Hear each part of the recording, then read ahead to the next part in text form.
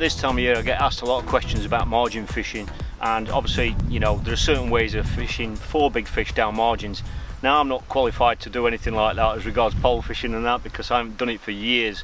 I did used to do it a lot and I learned a lot from it and I got pretty good at it, but I just don't do it anymore. What I do though is still fish down the margins, and a lot of the matches we fish now are feeder only, so you still want to target those areas.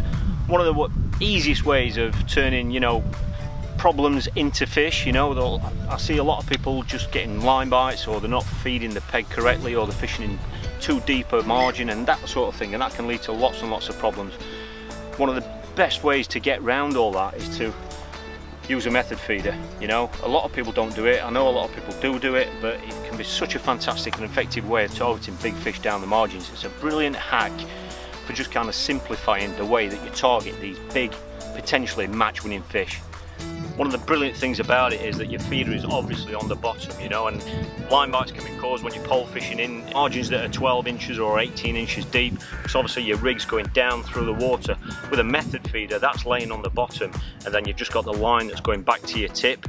It's a self-feeding method as well, so you don't have to worry too much about being able to loose feed wherever it is that you're dropping the bait. You know, you don't have to worry about big potting or potting in. You're actually feeding it as you're fishing it, because obviously you're putting usually pellets around the feeder on each cast.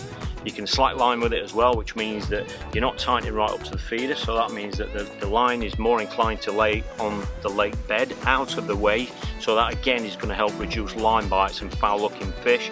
It's just a fantastic method. There's a couple of things you need to remember.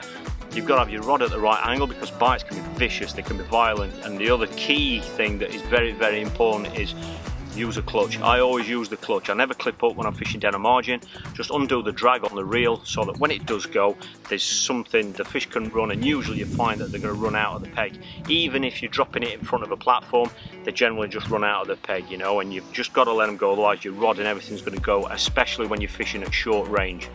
It's a brilliant way of just targeting these big fish down the margins, especially late on in the match, because that's when you can win a match, in the last half an hour. And the key bonus for me is you've got a reel. You know, you're not relying on choosing the right pole elastic to target these fish. You've got a reel, so you can let them run. Some of these fish, as we know, on some venues go well into double figures, and with a reel like that, you're just much more likely to land some of those really, really big fish. And let's face it, they're the ones that you want in the net. So try it next time you're out. Obviously timing as regards what time the fish come down the margins and things still apply, just like they're doing pole fishing.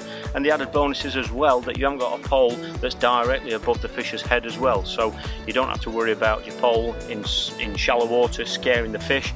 It's just a method feeder. Fantastic method. Give it a go next time you're out, and if you have some success with it. And even if you don't have any success with it, please comment below, let me know. Just another method to add to your armoury.